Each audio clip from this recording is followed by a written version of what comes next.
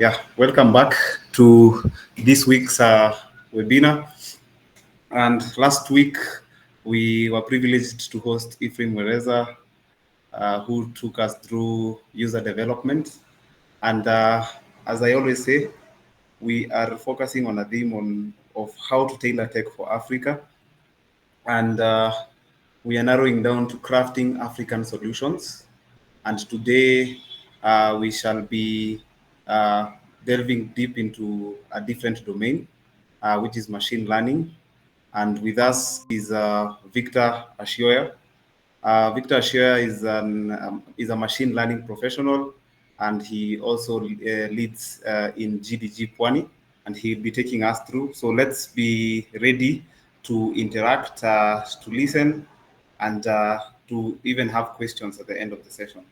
Remember that we live in a continent where most of us are consumers, and we want to get to a level of production.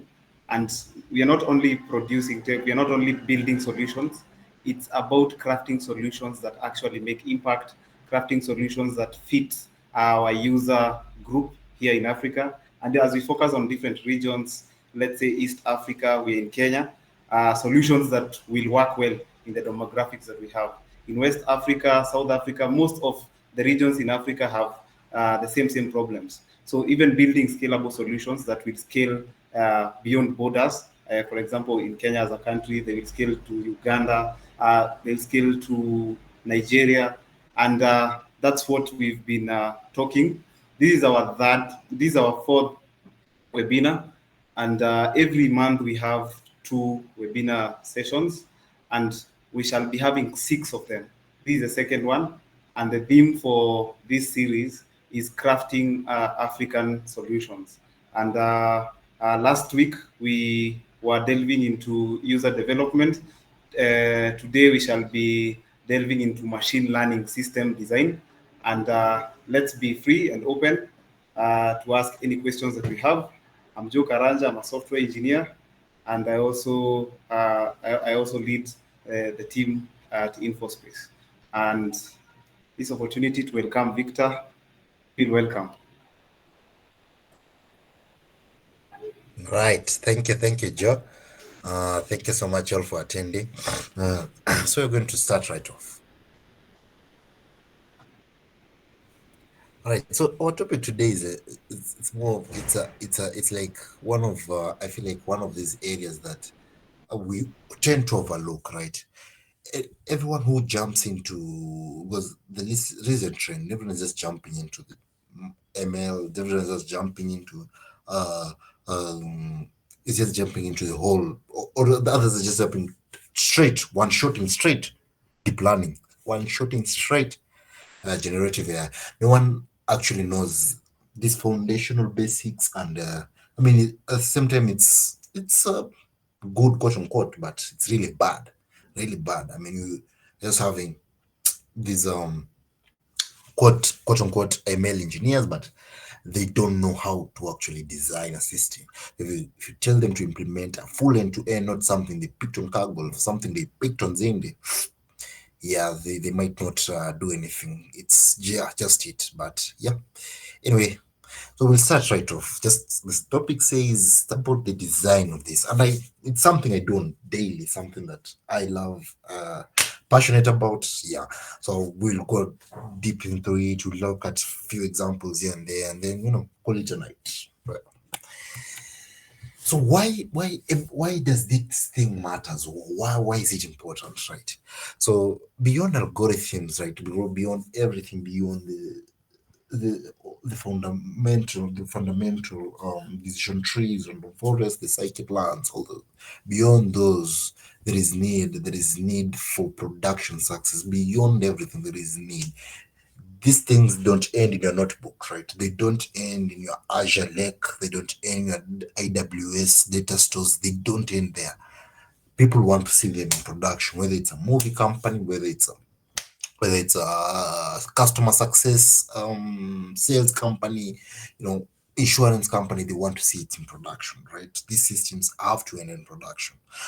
AI. So that's the primary thing. Like you need to know. Like I feel like even if you're doing it for a hobby, try to have it in your mind, right? Like, is it worthy production as it is, right? Is it worthy? You have a model, but is it worthy for production? Okay, so most ML projects fail to reach production. 80% according to research, right? 80% projects don't even reach production, right? People just build, leave it there, leave it in the notebooks, leave it in the data store, leave it in your Azure instances, AWS instances. It's just there, and it's no one is concerned beyond that. Thinks someone else's job, or just thinks, oh, I'm done. I've built a model. Hooray! Okay, but yeah, that's not the story. That's not what the user needs, right? So focus on algorithm instead of end-to-end systems. Exactly. Everyone, I was mentioning this thing. Everyone is jumping. Everyone is jumping. Everyone is jumping right now. I know of people who are just jumping one shot straight, waking up and saying they know all about CNNs. Okay. I'm sure they don't know about, the probability distributions of it, but they'll just dump. I know the CNN. Yeah. Or just jump. "Oh, I know guns, right? What else? I know the transformer. Can you explain what it does? I know rag. Do you know why we necessitated rag? Do you know why it's fundamental? Do you know what it is it aims to solve? Do you know if it's a short term or it's a long term plug, right? Okay. Neglect of operational success concerns. No one's concerned about the operations, like the maintainability. Like once you build a model, that's not it. If you've actually been in the field, worked to build a model, that's not it. The story doesn't end there. You need to keep on building it. You need to iterate. There is sample bias. There is environmental bias. There is sampling itself, like as a whole, it's an issue, right? There is model drift. There is data drift. So you need to keep up. There is a life cycle that you need to maintain, right? Okay. Production is not just for the foundational software engineering. Even in the ML, there is a lot of, as you know, it builds on as the software engineering foundational basics, right? So there is a lot of that. So don't focus on algorithm. Don't neglect the operational concerns, right? How will the pipeline be built? Who will maintain it? Such and such stuff. Lack of integration with business processes, exactly. Issues like my business is all about sales, like is there going to be a leakage here, right? Like no customer data and stuff like that, right? Are my customers, if they share with me the API keys, is it safe? Okay, I was at a talk. Someone just shared. Someone just like this whole bad. I hate this. Okay, my screen is touch. I forgot. Yeah, so there is this like what is it? The vibe coding trend. So this person just built an entire web app. Very nice, very well. But it was leaking the secrets, leaking everything, API secrets, everything. And it was a talk. So I was confused. Do I tell the person or will the person feel like I'm overstretching my limits? Yeah, so there's a lot of issues. Like there's a lot of concerns, which people are not taking into concern. Okay. So in this 1 hour session, we'll cover the big picture, email system components and life cycle, the project setup, the problem framing, data pipeline architectures, model development and training, deployment and serving, monitoring and maintenance. This one. We'll look at this. I will stress it a bit. Yep, again, I forget this thing is all right, yeah. And then MLOps, now we'll bring it together. Now we'll bring it. So those sort of thing basically is system design is basically what MLOps is, okay? Before you earn that title, ML engineer, you'll have to know trust. You'll have to know Kubernetes. You'll have to know Docker. You'll have to know instantiating cloud source, right, on Azure. You'll have to know on AWS before you earn that title, okay? The big picture. Let's big picture here, like the background. What do we know? Okay, right. So an ML system is more than just a model. It doesn't end there, right? Building a model is the start. I mentioned it earlier. It's just the start. Like it's the most basic thing you've done. Yeah, it's great. You've employed the most sophisticated CNN, the most sophisticated neural net with like 56 hidden layers, 4 batches, all that. Now you're a pro. No, no, no. It doesn't end there. The model is not complete. The system is not complete. This is just one of, right? You've completed. It's an 80%. That one needs to go to production. That one needs to start to be using. Okay? That's not in there. Okay? So a project setup. Okay? Uh, um, those are the project setup. Oh, this one's supposed to have this data pipeline model development and training, deployment and serving are part of project setup and problem framing. Okay. Yeah, so basically this is like the whole process after the project setup, the problem frame. Oh, okay, we are solving the issue of pest diseases. We are going to predict that. So how is the data pipeline? How will the model be developed? How will this model be deployed? Okay.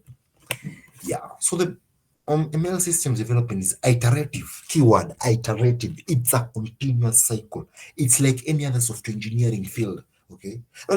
Nothing just like you left you ran away like from back end or just pivoted from front end, like some basic rules don't apply. They apply. It's iterative. This thing you need to keep doing. Not linear. You don't just build and stop. You build and keep maintaining it. You need to maintain your models, right? These models really suffer from a lot of issues over time. They learn issues. They learn their own biases for one over time. So the other day, the issues of over refusal, right? Like in models, yeah, that was a big issue. There was a big issue. It caused a lot of trouble over refusal. So you, so that's why labs have those engineers stand by, because you need to deal with issues. You don't have, otherwise, what was the purpose? Everybody would be hired on a contract basis, right? Like, oh, I hire you. You're now a ML engineer. That's it. Okay. So the output from one step might update previous steps. Okay, there's a continuous loop. Okay, this is like continuation. There is a continuous loop. So output from one leads to output on the other. It is a continuous loop. So feedback loops again. These are iterative points again. You need to say how even stack the points together. So it's an iterative loop. It just doesn't just end at one place. The feedback loops need to be maintained with components. So these components are what, like the data lake. Now, if you've dealt with like the warehouses, those are instances. Don't worry, those are just fancy names on AWS for containerizing models, storing your data, and so forth. Yeah, so there is a feedback loop. You need to maintain a feedback loop. Do you think a simple React solution can work? Maybe. Do you think maybe a NumPy pipeline can work? A five feedback loop? Yeah, that's good. All right. Whatever works for you. Okay, but there is a loop. So and then there is monitoring feeds back to into retraining. Again, there's monitoring because this whole thing is iterative. You need to like know what failed. Okay, what caused this, what needs to be fixed. Okay, so same way you have app version 1 of 10, app version 16, there's a monitoring feed that goes back into retraining that needs to that helps the engineers like realize that we will need to update these models to the next level, version 3, version 4, version 5. So continuous improvement cycle. Again, this is what the gist of this ML system life cycle is. So common ML systems fail in productions like a lot. Common. It's not like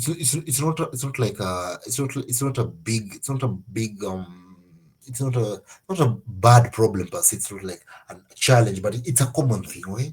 It's a common thing. So why do they fail? One, technical debt. The technical debt, it's especially in Pang, the big tech. I haven't had like in local setups a lot, but local tech companies. But technical debt is basically something that you've piled over well. Okay.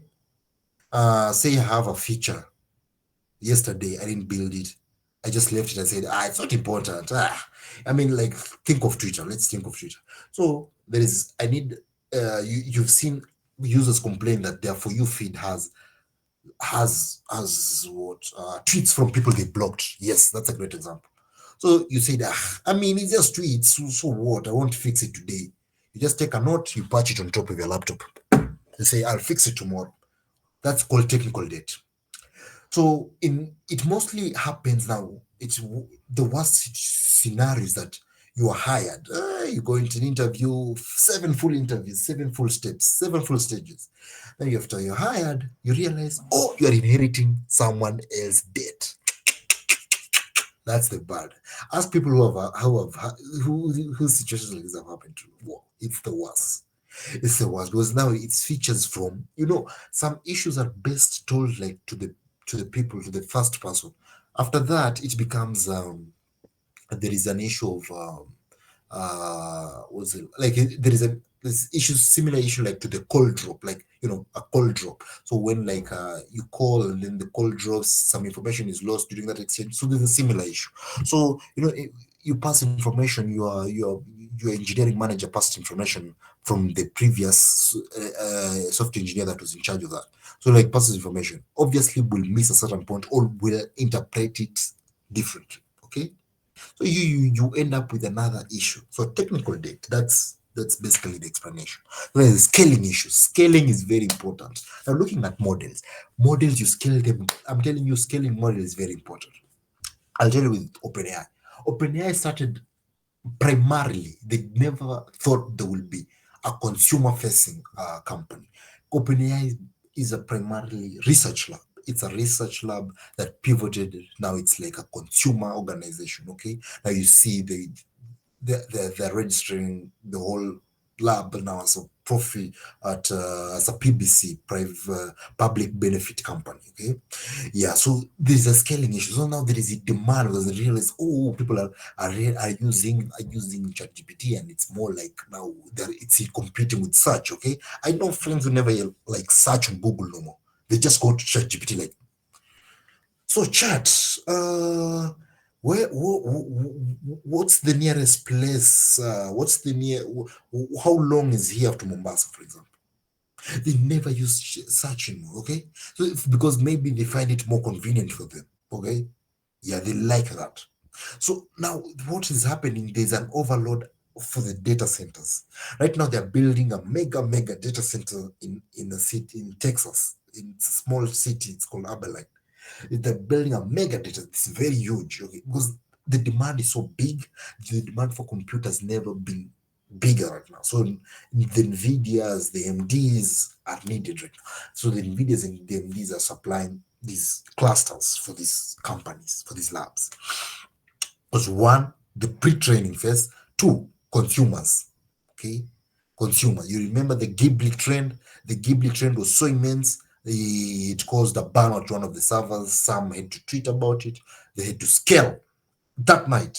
So you can imagine, right? So this is an issue. So some will just text in the Slack, say, come back to work. Server is down. Let's come back to work. Please come back to work. Okay. Data drift. I mentioned this data drift. Data drift is very common. Data changes. Real world data is not static. Real world data is not like Kaggle, it's not like Zindi. It moves, it changes big. Changes. You never know what you're dealing with tomorrow.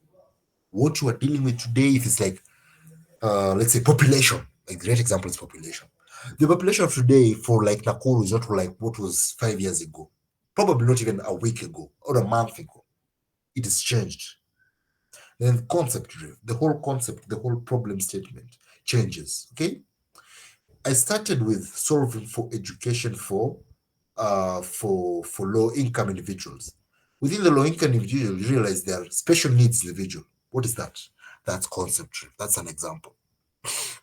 Integration challenges is very common. You realize stacks change. Their companies have specific tasks, stacks, and some companies just overnight say no, we are moving. I'm not like deep into the back end, but as I say to many people, more friends are like into the full stack software engineering. So I pick up this stuff. So I could probably do something, right? But I'm not really good in software engineering stack. Okay, so I notice a lot of these issues, like migrating from React to what is the stack? No, it's man to, is it mean? I'm forgetting the stacks, but you know what I'm saying. Migrating from these stacks can become an issue because one, your engineering manager is a is a React supremacist. He just believes in React. So says, nope, no, no, no. We are done with Python, Django, all that. We need to push to React. You are going that way. How you just need to read the documentation immediately, right? You'll just need to learn. You'll just need, and trust me, it might look harder, but once you're like a software engineer, you're a software engineer. So you learn that along the way. I think you can ask Joe here. Joe is someone I know who was like shifted, who was had to keep up, like, right? He probably, I think, now keeps up with like common stacks, right? Because of the organizational needs. Okay. Lisha right now probably doesn't need what he knew long time ago, right? That's an example. If a new platform is needed, they will probably Joe will probably look at, oh, what's the current most the average stack that people know, such and such issues. Lack of monitoring and maintenance, yeah. So this is common. This is I've seen it regular. People are like, I don't need to monitor that. I don't need that. I built the model. That's it, right? But the model that you built for malaria prediction is no longer working. It's just giving false positives. Help, send help. The nurses there in Japan or in Kenya or in Malawi are just complaining like, oh, no, no, no, no, no. Our things are falling, systems are failing, systems are failing, systems are failing. People are reporting false positives. That means people are getting shots for things they don't have. Okay? Or malaria is, malaria is, malaria doesn't have a vaccine. So let me use TB. TB. People are getting shots for things they don't have, right? So that's a bad scenario. And then, it falls on the nurses. The nurses come back and say, oh, we hired X and X, we hired InfoSpace Meta to do this. So who is problem is it? Manu. Or Manu just comes and says, yep, because Manu is my engineering manager. Says, yep, Victor. Shoka ni yako sasa. Yeah, when do ulituletea daga? Right? Such and such issues. Right, so now we go like to the project setup, like now to the start of it all. Okay, so we can. This is like the building block. I don't think this about like the found. Think about this like the foundation. So now before coding, you understand the problem thoroughly. In real world, you'll actually need to be someone who's a critical thinker. You're a software engineer, you're a critical thinker by default. It doesn't matter. You'll just have to pick up the skill. Business goals, requirements. Okay, you're a sales company, you need to adapt to sales mindset. You're a finance, you're in banking, you need to adapt to banking, tourism, the same.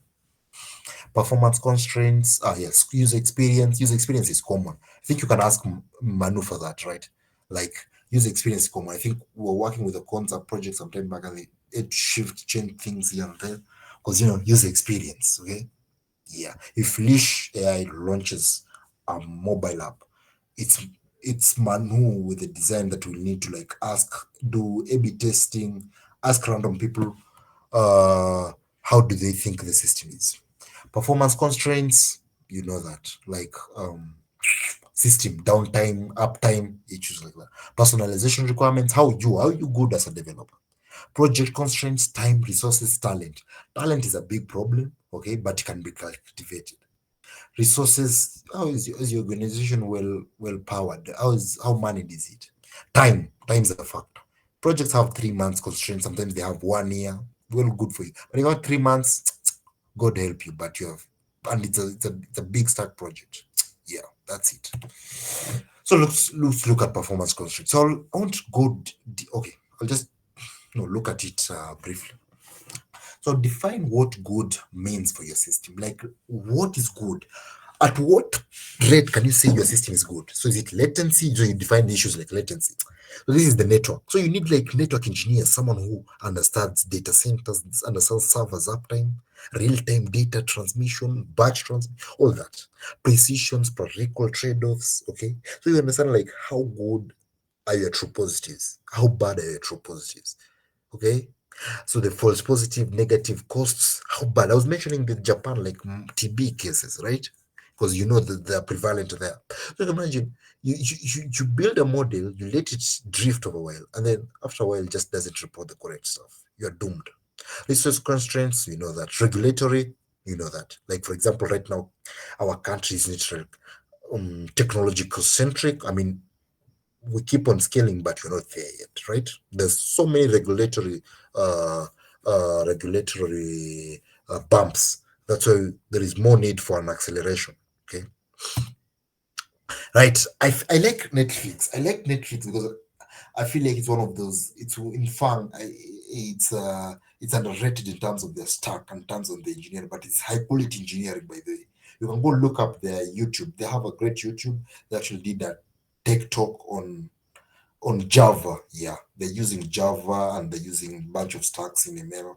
Find it really amazing. It's one of my favorite channels that I like, companies that I like using as examples in terms of ML design, system designs. So for them, they have to maximize user engagement. They have to make sure you watch. Lazima, hata ukilog out hivi, so unajipata inakuuliza, are you still watching? Si ndio? How good is that movie? Such an issue. Reduce churn, reduce the issues of you not coming back, the issues of you giving low thumbs up, right? Surface relevant content. The content that you see has to be so pleasing. That's why when you, if you've noticed, when you ever log in then log out, there's an email that will reach you. Did you not enjoy this? Did you not like it? Yeah, it's really great engineering there. Performance metric, watch time, retention rate, click-through rate. How much do you scroll? They have, if there's a company that has marked like retention and click-through rate, I think Netflix is at the top of that list. Okay. So the data pipeline architecture. So data is the foundation of the ML system, of course. So, unfortunately or fortunately, our world doesn't have like, most companies, especially in here locally, don't have data department, ML department, right? So there's need for that. Data collection, it's a very technical, it's not something to be just passed off as subfield of another. It's a very crucial part. It's part of the broader data engineering. There's data analysis, then there is data science now as a whole. Okay. So data is the foundation. There is nothing you are doing if there is no great data. So you need to correlate. You will need to know some data foundations. You will just have to, even if it's just data collection, you just need to know a lot of data foundations. So the volume in real world, in hobby projects, in day-to-day life, your model is probably like 300 KB, your data sets rather. But in real world, you're dealing with terabytes. That's why I was mentioning of data stores, lakes, and all that. Okay.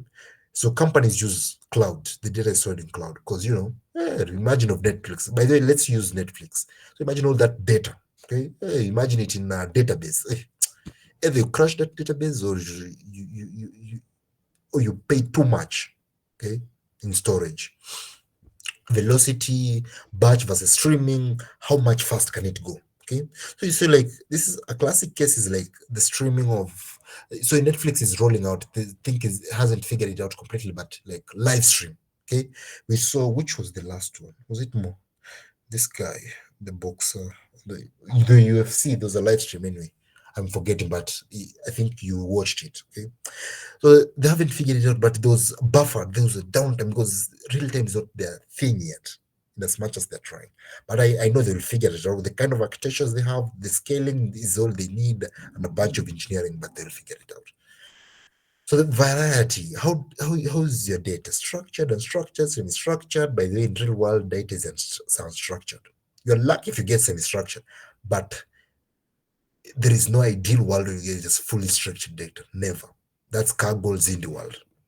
Quality and consistency issues, right? How quality is your stream? How consistent is the quality and such issues? Privacy, you need to store this data. I was mentioning that M-Pesa example. Okay, these are things you ensure in a pipeline. So if you can't just draw it in paper, I usually design my systems first in paper, how I want them to look. I know this.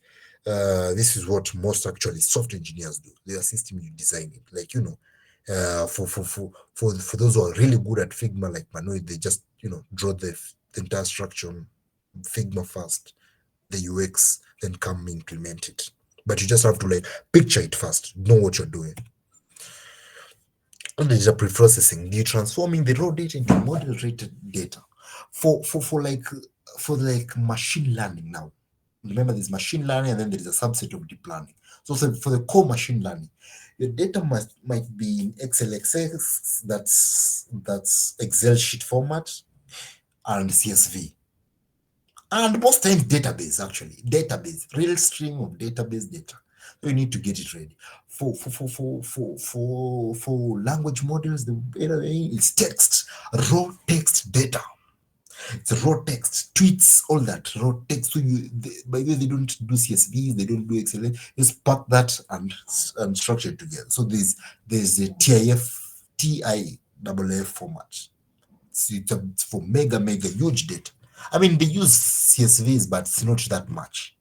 Okay, don't get me wrong. That and then you normalize your data. You make sure your data is at the same standard in terms of proper names, if it's capitalizations, all that, punctuation, standardization like numbers. The numbers have to like, if you are using float 32, make sure it's float 32, float 64, float 64. And then missing data, what you're going to impute, are you going to do the mean, the variance, all that. Then you encode the categorical values, then you do dimensionality. Dimensionality is very bad because it increases variance. What you want to do is minimize your variance. Right, so that's the basics like of data preprocessing. Feature stores. So feature stores, hey, these are like the lakes, the warehouses on Amazon, the DBs. So the feature stores, you have centralized repositories. Okay, so you have the centralized repository for features. I won't talk much of this, but you can just go look it up. Okay, I want to go talk about things like average, but it's just basically the same, just that the cloud stuff.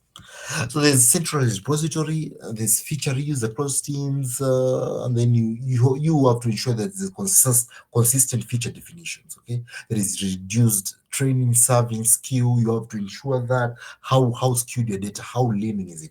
Is it like far leaning? Is it like if there is ratio of male to female? Is it leaning to the female side? Is it leaning to the male? You want to balance that. Online, offline storage, how are we going to deal with that? Will you just decide all of that data to be online? Will you just decide to be offline? In real world, you'll have to be online, but you can work offline. Okay, you can work offline. So batch, are you going to do batch or are you going to just do real time? Just data coming and you have a script running. Rah, rah, rah. But that real time can be chaotic if that data is not structured. Hey, yeah, that can be chaotic if the data is not structured. So unless you have like standardized, so that's why we mentioned standardize and normalization.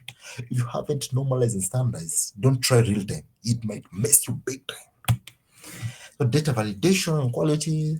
So we have to ensure data reliability, schema validation, distribution monitoring, anomaly detection. If there's patterns of like low female numbers, I mean, you have to think in real life. Like, how comes there is 4 million users in Kenya? Okay, it doesn't make sense. Netflix didn't join Kenya in 2018. Yeah, 2018, early 2019. So it doesn't make sense. I mean, even if 4 million, that's crazy. Okay. But if it's realistic, maintain it. Quality metrics, is it complete? Is it accurate? Is it consistency? The timeliness, right? Okay. You and your data engineers, you work through this. So the privacy, ethical considerations, data anonymization, compliance with the local regulations. We have already our Office of Data Protection, ODPR. So you comply with that. The GDPR if you're in USA, CCPA if you are in Europe. Yeah. No, GDPR in Europe. CCPA, I think it's believed in USA. Access controls and encryption. We're going to deal with a lot of this. AWS, Azure instances, you need to have all that. IAM, okay? Access controls. Bias detection and mitigation, how are you going to do that? Fairness metrics, you basically know a lot of this stuff. So now let's look at Netflix. Again, it's my favorite. I like looking at their structures a lot. So the Netflix, the scale is millions. Actually, now it's billions. I just wrote millions, just for the average sake, but it's millions, it's billions, okay? So millions of users, thousands of titles. The system needs to be up at all times. Up. I mean, I'm logging right now into Netflix. The system is up. There is no downtime. Okay. Data sources, user interaction, issues, stuff like user interactions, content metadata, contextual information.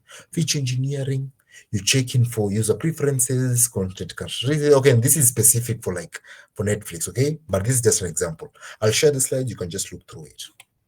So I think I lost some diagrams anyway, but anyway, no problem. But you get what I'm saying. If you have any question, I'll be here to ask. So now we go to the model development, the part itself. So you have the model, you have to choose the right approach. Start simple. It's always great. It's a very great idea. Just start with the simple. Don't rush to the deep learning. Make sure your data can work through the simple scikit-learn, the simple random forest, the simple decision tree. Before you just jump to all the way to, I like XGBoost. I don't know why people jump all the way to a huge DNN, a huge ANN. What for? A huge RNN. XGBoost handles a lot. XGBoost is king. So start simple. Consider interpretability. Consider understanding the model, the patterns. Actually, you need to think. There is critical thinking. You're not just coding there. You're just thinking like in real life, but you're translating into computer readable code. Balance complexity and performance. Establish baselines before complexity. Okay. Right. So training architectures, there is static and there is dynamic. Again, it narrows down all to your data. If your data is not from a database, static. Wait, database. If your data is from a database, like it's real time, it's continuous, you want to use dynamic. Yes, yes, yes. So if it's otherwise static, that means you just have like you just shared a data set with you, like these are the number of students in our class. Predict who might be number one in the coming exams. Okay, so that's a static.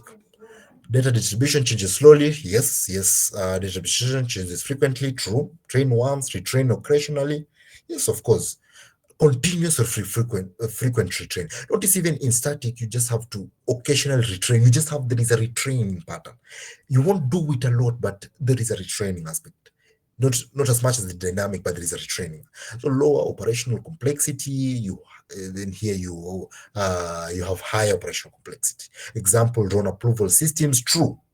Recommendation systems. Again, perfect example. On approval system, you'll just be shared a data set of like the number of Kenyans. Like ABSA will just send this data set to the engineering team and says, look at this. Can you predict if these people are credit worthy? All right. So training architecture types. You have different approaches for different needs. Event-based training. So triggers by new data events. Netflix. I'm thinking again of Netflix. Okay. Orchestrated pool-based training. This is language models. There is scheduled retraining. They have instances, by the way. These models have patches and they're usually retrained at instances. It's orchestrated. Again, message-based training, that's still mostly in deep learning era. Still it's still the casual models, the simple models to like, the deep learning era. It's continuous. And then that for the message-based training is continuous training. So you'll have to like set up an SMS. AWS has that. It's, by the way, don't worry. These are features mostly like in the cloud. Again, I was mentioning most of this training these companies have in the cloud. So you'll have training like in the cloud. You set up a message alert and then, when the push SDK comes, you just allow it to retrain. Debugging techniques ensure model correctness. That's true. You want to make sure the accuracy is at the false positives rate are lower. The true positives are higher. Such stuff. Overfit a single batch to verify implementation. You want to ensure generalization. Okay. Here you are checking if a single batch can verify, like this generalization. So we generalize, you confirm your finding. Okay. Send random seeds. We like using 42, but I've seen people use 7. I mean, each their own, but I prefer 52. I don't know. There is something. I feel when I started out like the whole field, my first like instructor was someone who used 42 and it stuck with me. So I feel like I'll just go forever 42. Common challenges: there is vanishing gradients, overfitting, training serving skill. So vanishing gradients is when when you're training, when you're observing loss, during the loss, there is somewhere the patterns just disappear. It's like nothing happened. Okay. Yeah. So if you've ever trained a model and watched that on the dashboard, you'll notice. So now you ask yourself, Again, it narrows down to the data. It means there is something pattern in the data that's wrong. Overfitting, the model generalizes too well on the training set, but little on the test, the unseen data. Train serving skew. So what is being trained and what is being served, there is an imbalance. Okay. What changed in there? You will want to know that. Experiment tracking, you're managing the experimentation process. Now you track code version. Now this is where you use the weights and biases, the GitHub, the GitLabs, the Kubernetes orchestration, all that. Version control for code, GitHub, data lineage tracking. You have the AWS and cloud. These are cloud features. Experiment, you'll have it in cloud again. Netflix case study model. Okay, just so the recommendation model evolutions started out with like it's a matrix actually. It's a matrix factorization for the planning approaches. That's what Netflix uses. And go read up on it. It's a very beautiful architecture. So it's multi-objective optimization. It means it has different objectives at certain period.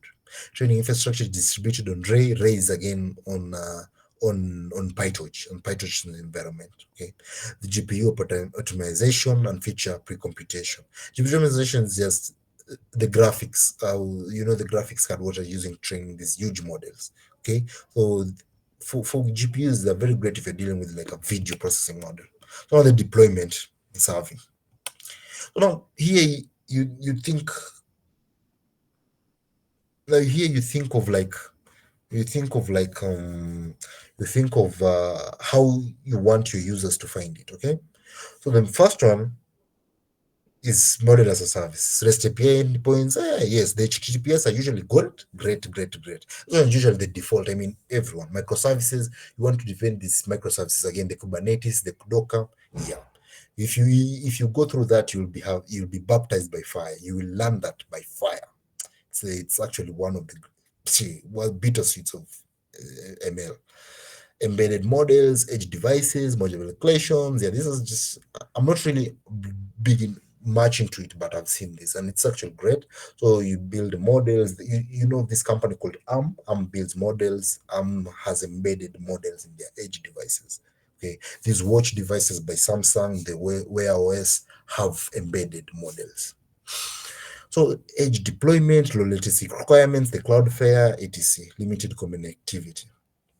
Limited connectivity environments, for example, a server room in my house. Okay, so it's me and probably my family. Just an example. Deployment strategy: you want to safely release models to production. You at all times. Deployment is one of like I'll say scary. It might fail anytime. So it's like you have your fingers crossed. You want to release safely. You hope it doesn't crash midway. Your pipeline. Remember that pipeline we started with. It doesn't crash. Yes, then out of nowhere, a comma in the code causes a crash, and you're again suffering. And it's on a Friday night.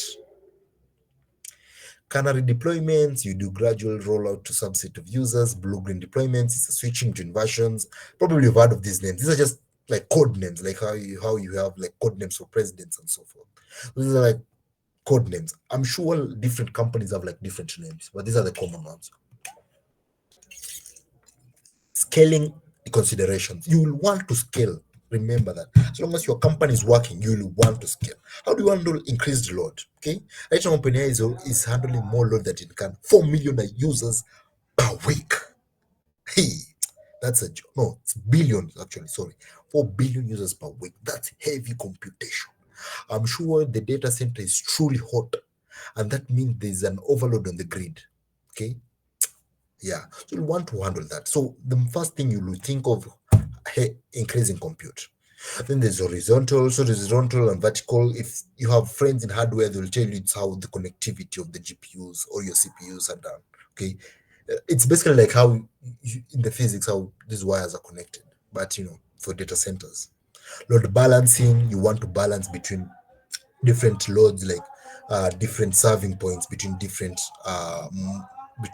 points. Okay, you, you want to make sure that at one time it's not one GPU that has overload, might really crash everything. Okay, look at Twitter right now. Twitter is facing a downtime. Okay, and the great thing is that they've optimized their load balancing It doesn't affect. Okay, they're saying it's one data center in Memphis, the farm in Memphis that has failed. I mean, you're getting occasional downtimes if you've like been scrolling today, occasional, but overall it's great because I'm sure they've handled load balancing very well. Caching, you store like you have like a version of a model somewhere, so like a fallback. So in your code, you have like a fallback line. You're saying if model fails, cache from cache, pick up this model. Okay, basically that's the logic. And then you're optimizing for latency. You don't want to have like you don't have like your model is available, but it's taking too long. Okay, so you want to load if the you want to load in the nearest data centers. So for mostly Africa, we use the EMEA. You'll find something called EMEA, East, Middle, Europe, Middle East, and Africa. Okay, no, Europe, Middle East, and Asia. Yeah, EMEA. It's called the EMEA. Lately companies have been moving, so we have like a small one in Africa, in Egypt, another one in Africa, in SA, like that's for AWS. Model versioning and rollback, you'll have different versions. It's like software engineering, you'll maintain different versions. If this version gets out of context, it's removed. You'll notice this. OpenAI does a lot of versions. If you wake up today, if you text like this model something, it doesn't work out like it was doing yesterday because there's a different version. And then that's when you need to update the change logs. And that's model registry practices. You'll have a registry. You'll have like a registry like version 4.6.1 did this. I updated it. I updated some private security concerns. That, for example. Okay, you just have to maintain that registry. The rollback strategy will be quick rollback mechanisms, fallback models, circuit breakers. Remember, I mentioned fallback models. So you have like something. If model A fails, model B picks up. Such thing. Quick rollback is when now the version you deployed, you realized, oh my days, it's missing something. You just roll back immediately, just from the name rollback. So, like recent again, I'll use OpenAI. OpenAI released a model, but it was too sycophantic. It was just yes, sir, on everything. Yes, sir. Oh, ChatGPT, am I looking good? Yes, sir. Oh, yeah, you're the best. You're the best of the best. I mean, no one needs so much praises. Yeah.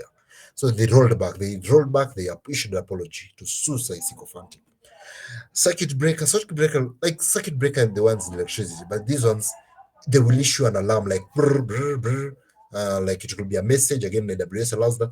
You can issue a message like, okay, this model of yours, no, it's not good. It's heavy. There is an issue on load balances.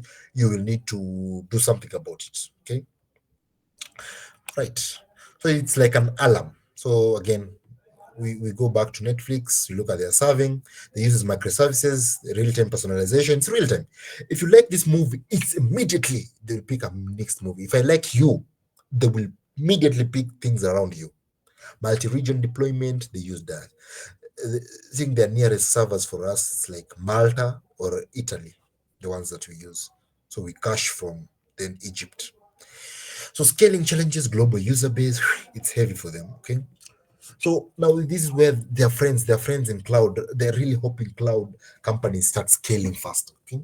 Good thing AWS is in Kenya, even though it's still product, but hopefully they will get land, maybe in Konza.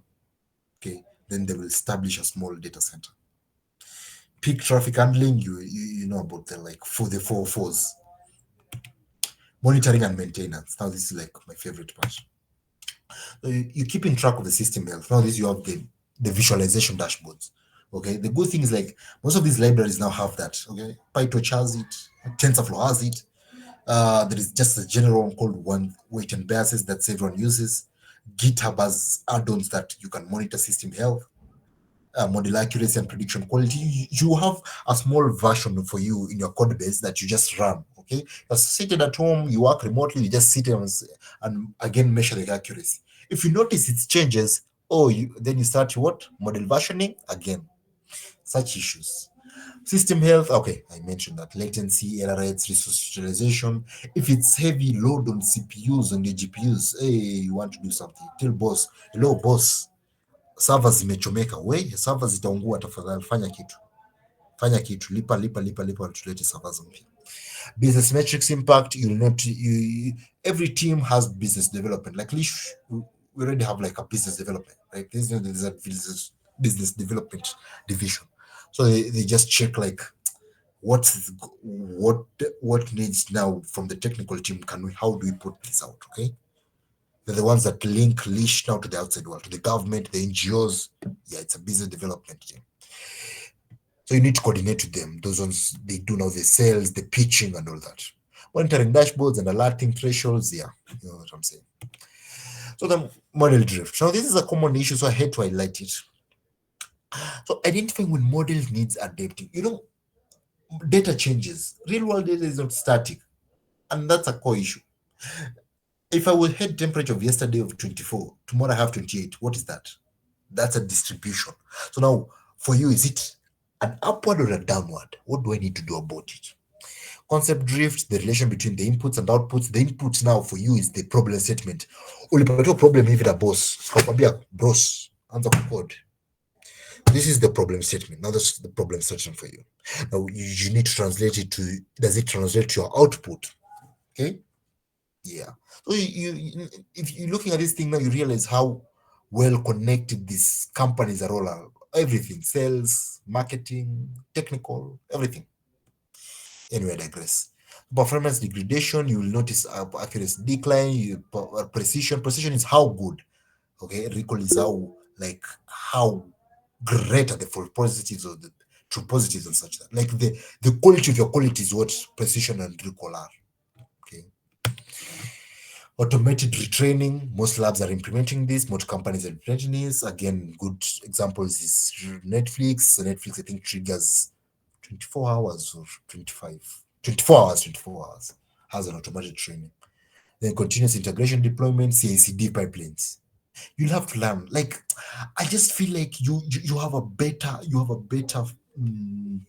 starting point if you start from a software engineering. Okay, you'll just have to know. Okay, yeah, that's why for me I just stick around with Manu, Joe, and so many other friends who are in like software, like and core software, like so that I help know these things from the layout, the starting point. Okay, the automated testing and validation, they be testing, if you do accuracy testing, the testing the model on data does not seem. Okay. Netflix study again monitoring. So monitoring for the Netflix, they do A/B testing. They have a small unit, by the way, for like users. When they issue out a small update, they tell users, hebu tuangalieni hii, mnaonaje? Hii feature vile tumeisongesha hapa, hii thumbs up iko sawa? Hatuipendi. Iko sawa. Change. Okay. User feedback loops. Now there's people who are handling that. Of course, not the technical team. There's people who are handling those user feedback loops. So that's the communications team. Then they report to the technical team. So the technical team knows what to do about that. Okay. In Twitter, so since it's Twitter, the engineers are on the platform. So they notice an issue, they'll just slide under your comments. Happens to me all the time. They slide and they say, oh, okay, we will look at it, we'll fix it. Automated alerts and fallback recommendations. Again, these points again in serving, in deployment. Now, we are bringing it all together. What have we talked about? The DevOps for machine. Yes. It's basically the DevOps. Like, MLOps is like the DevOps. Like, the maintenance, the serving, all that, the deployment, the automation, the inference, all that. So you have automation, collaboration, continuous delivery, reproducibility. If you say you have a 90% accuracy model, if person B takes it, can they actually confirm? That's what we are saying here, basically. Benefits for saturation, reduced errors, improved governance, okay? Improved governance for you, improved salary for you, improved compensation packages, improved shares, improved. There is that joke that let me work on improving the shareholder value. This is what it narrows down. So it goes all the way down from the boss, CTO pumps up to the engineering manager, the technical team, right? Then in between there, the sales team, the marketing, those geniuses at communication do all the other stuff. So the CI/CD for machine learning, you automate the mail life cycle, the pipeline we've been talking about basically in the previous points. Data validation, you have like an automated data validation, model validation, integration. It has to pass a certain checkpoints for you. It has to do that. If it doesn't, if it's like data validation, if it's like clean 90%, that's good. Then it moves on. Model validation is like 90% accuracy, great. If it's a recommendation model, if it's like it can recommend 4 out of 5, great, then that's a great model. Integration testing, how great is it with apps? You've seen like it's several, like a Britam, those I'm not on Britam, but I have friends on Britam who are complaining the app is way worse than the website. Okay, so such issues. Model validation, performance thresholds, fairness checks, security scanning, all that. Okay, now the good thing now again you have cybersecurity teams who will check you are whatever you have put out. And then automated deployment, containerization, orchestration, monitoring setup, what you've mentioned. Infrastructure as code. So you're managing this ML infrastructure. So there's a benefit. So infrastructure is called the data centers, the computers, the apps in your phone. So the phones now, yeah. Okay. The benefits of managing ML infrastructure is that the reproducibility, version control, even the fiber cables in the data centers are infrastructure as code. Disaster recovery, it's easier if you're managing that. Okay. So implementation, implementation now we have configuration management, container orchestration, resource provision. Again, just echoing what I mentioned. Governance now. This is the bosses, the quote unquote politicians of the company who are going to preach to the public. Oh, this is our responsible model policies, the blah blah blah. How you're documenting, how you're improving workflows, audit trails, compliance considerations. How we explain the working of our models. How great are they interpretable? How regulatory are they? Like, how do they conform to the current regulations? Ethical guidelines. How the morals of your company.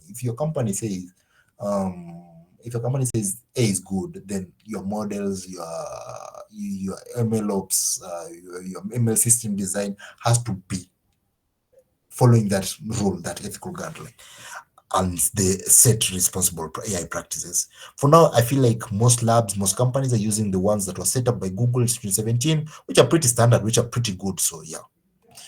Yep. Again, ML ops. Now we look at case study. I won't mention this again. Just for your eyes, you can look at it. Yep, that's it. Yeah, that's it. So now, the key takeaways, you remember that ML systems are complex and iterative. Iterative, please. If you're an ML engineer, you are an iterative cycle. You are forever stuck in this cycle. Building, deploying, checking. Building, deploying, checking. Data quality is foundational, very foundational. Start simple and iterate. I mean, hata huwa nani wanajenga tu, anaamka tu, anajenga, anasema wacha nitaweka mabati. I mean, yeah, you have to start simple.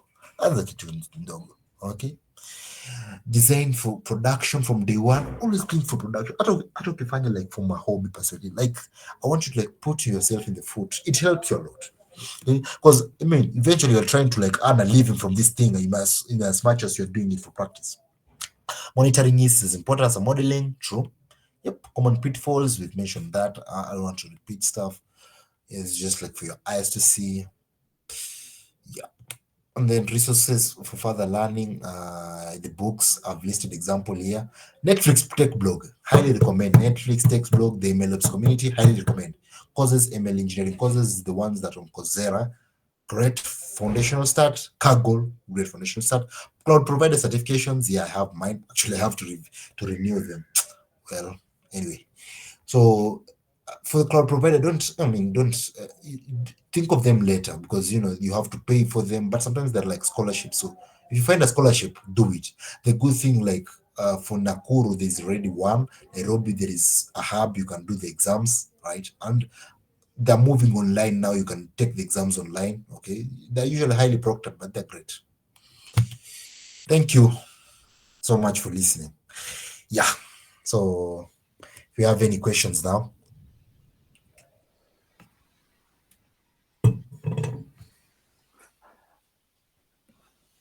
Great. Let's appreciate Victor for taking us into a very deep technical session on end-to-end ML systems design. I've got to learn a lot of concepts there. And as we always say, uh, always design with users in mind. It ties back to what we were discussing last week on user development, and Victor also not also was speaking of that when he mentioned about user feedback, even in ML systems design. It's very important to always get to collect feedback from your users on how they are interacting with the product or the solution you've built. And also, my major take home was iterative development, not linear. So you always have to go back and improve, iterate, modify, improve on some sections based on the user feedback. So the user feedback should also drive you back to iterative development. And also uh, ML systems design is more than just models. So I believe that in machine learning, the major challenge that we are having also is we have limited data that is contextual to us. And when we train models with data from our own ecosystems, then we are guaranteed that we're going to create solutions that address the specific needs of the users we have. It has been great. Our second session of this series of crafting solutions for Africa was end-to-end ML systems design with Victor Ashioya. He is an ML engineer. He leads GDG Pwani.